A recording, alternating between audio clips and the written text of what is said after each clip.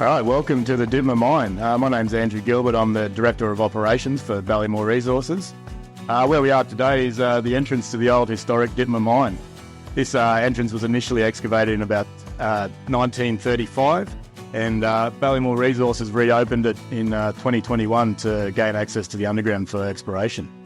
So where we are today is about 200 metres from the ore body underground from Dittmer, and another 100 metres to where we actually drill from. So we'll go in for a look and happy to show you around.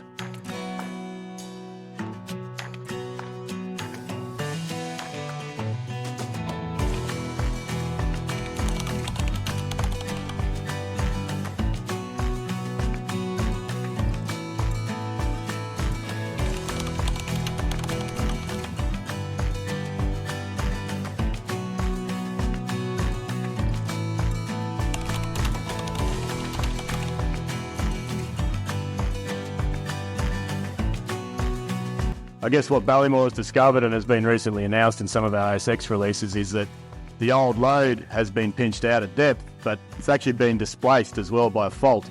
And we've actually found the repetition of that fault sitting about 30 metres from the original lode.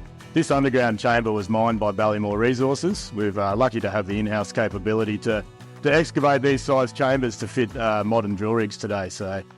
So where we are standing right now, we actually have the existing, or the second ore body that we've discovered is only about 30 metres below our feet at the moment. So in that respect, it really gives us an opportunity to get back onto ore very quickly if we do decide to take up a mining operation here.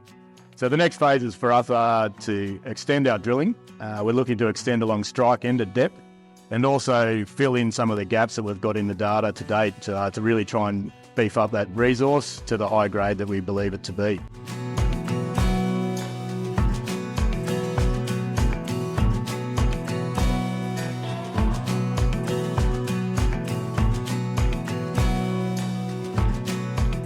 I guess one of the real advantages of being able to access the underground workings is we've actually got visual contact with the duffer lode.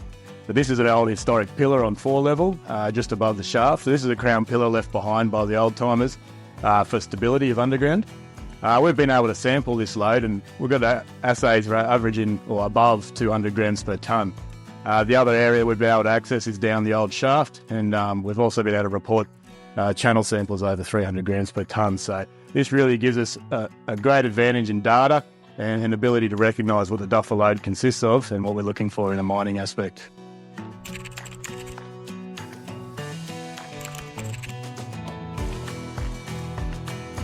What we have here is one of the old accesses to the underground workings. So one of the real exciting developments we discovered when we were able to get into the underground is that there's actually a resource available in the historic Backfill. Back in the early days of mining, they were hand-picking the ore body and averaging a grade of 150 grams per tonne.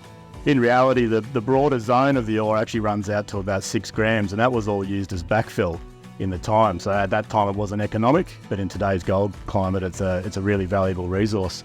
We've got grades of averaging between 4 and 70 grams, and an average of around about 6 grams per tonne. So we see this as a real opportunity to get some early stage production. We've identified several stopes lower down in the ore body that have this backfill material in situ, and we hope to be able to access that as part of our plans moving forward.